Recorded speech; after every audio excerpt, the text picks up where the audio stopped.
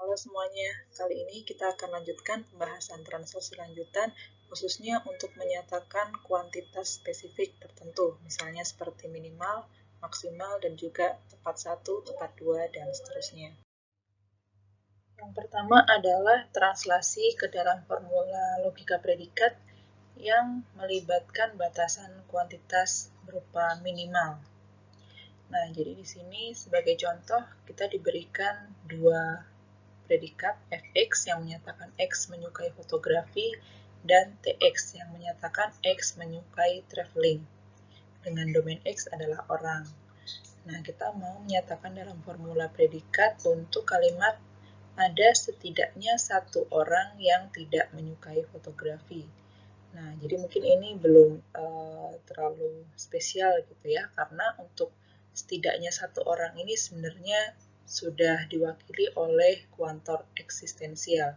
Jadi cukup kita definisikan eksis X, ada orang gitu ya, yang tidak menyukai fotografi, berarti negasi Fx. Ada orang berarti setidaknya satu orang yang tidak menyukai fotografi. Nah, mungkin yang sedikit berbeda, ada tambahan itu adalah untuk kondisi misalkan setidaknya dua orang. Jadi misalkan ada setidaknya dua orang yang menyukai traveling. Ada beberapa hal yang kita lakukan. Yang pertama adalah menyebut dua orang tersebut menggunakan variabel yang berbeda. Misalkan kita gunakan X dan Y. Jadi ada X, ada Y. Dengan X menyukai traveling, TX, dan Y juga menyukai traveling, TY.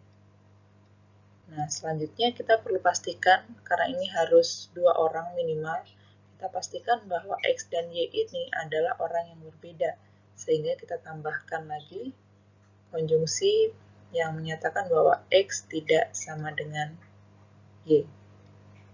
Sehingga di sini kita baca kembali, ada X, ada Y, gitu ya. Ada orang yaitu X dan Y, di mana mereka menyukai traveling dan mereka adalah orang yang berbeda. Jadi di sini ada setidaknya dua orang yaitu X dan Y yang menyukai traveling. Selanjutnya adalah bagaimana menyatakan bentuk tepat satu atau tepat dua atau bentuk yang lain ya, dan seterusnya. Misalkan dengan menggunakan predikat yang sama dengan sebelumnya ya, fx dan tx. Di sini ada dua contoh untuk tepat satu sama tepat dua. Contoh yang pertama, misalkan ada tepat satu orang yang menyukai fotografi. Nah, yang perlu kita lakukan adalah kita sebut orang tersebut ya. Jadi kita bilang dulu ada orang yang suka fotografi, berarti eksis X, fx. Nah, begini saja kita sudah bisa mengatakan bahwa ada orang yang menyukai fotografi.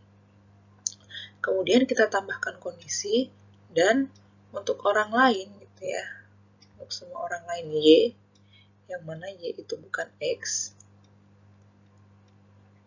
maka di sini Y tidak menyukai fotografi atau negasi FY. Nah, jadi seperti ini ya. Nah, ini satu lagi. Ada X, ada orang yang menyukai fotografi, dan untuk semua Y, semua orang yang bukan X tidak menyukai fotografi. Kita boleh juga menggunakan bentuk ekivalensinya. Eksis X, fx, kemudian dan untuk semua Y, jika Y tadi menyukai fotografi, maka pastilah Y itu adalah X.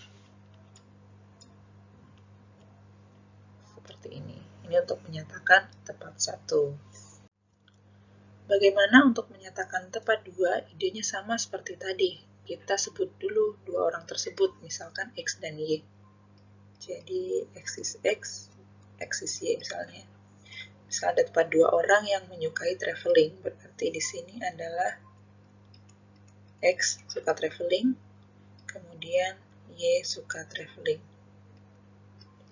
Nah, kemudian dari sini kita pastikan untuk orang selain X dan Y, misalkan Z gitu ya, untuk semua Z berlaku jika Z ini bukan X, kemudian Z juga bukan Y, maka berlaku negasi T Z seperti ini. Nah, kita juga bisa ubah bagian yang belakang ini ke dalam bentuk ekivalensinya seperti sebelumnya tadi. Nah, ini cara untuk menyatakan tepat 1, tepat 2, nah tepat 3 bagaimana? Ya berarti tinggal kita sesuaikan jumlah variabelnya. Oke, selanjutnya bagaimana cara menyatakan maksimal? Jadi kalau tadi sudah minimal, ada tepat 1, tepat 2 juga, sekarang bagaimana untuk yang maksimal? Idenya mirip ketika kita menyatakan tepat 1 gitu ya. Hanya saja di sini nanti kita menggunakan kuantor universal. Jadi misalkan yang pertama ada maksimal 1 orang yang menyukai fotografi. Nah, dari sini, dari domain gitu ya, misalkan domain orang, untuk semua orang X gitu ya, berarti for all X.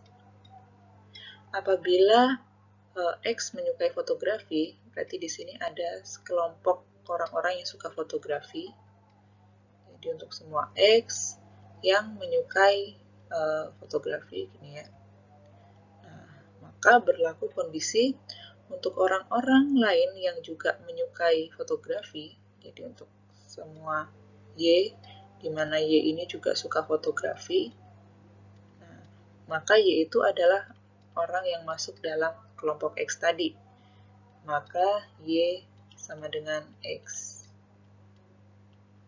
Atau dengan kata lain, untuk semua X yang menyukai fotografi, for all X fx, maka untuk semua Y, for all Y gitu ya, bagian ini bisa kita ubah apabila Y itu adalah orang-orang yang tidak masuk ke kelompok yang suka fotografi tadi, maka berlaku Y tidak menyukai fotografi. Sama seperti tadi ya, seperti ini.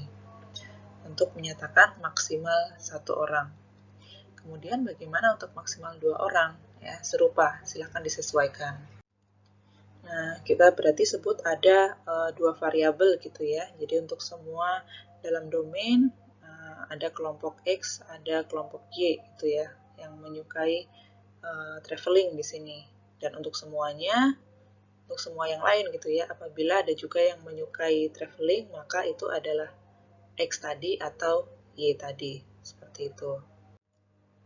Nah, kemudian karena di sini menggunakan implikasi, berarti untuk contoh yang pertama ini memungkinkan kondisi apabila ada yang tidak menyukai fotografi. Jadi di sini kondisinya false gitu ya pada premisnya.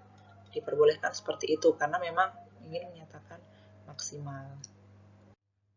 Selanjutnya ada beberapa hal yang mungkin dapat kita perhatikan ya dalam penggunaan translasi lanjutan ini. Yang pertama, kita dapat menuliskan kuantor berdekatan dengan predikat atau variabel yang masuk ke dalam skop dari kuantor tersebut.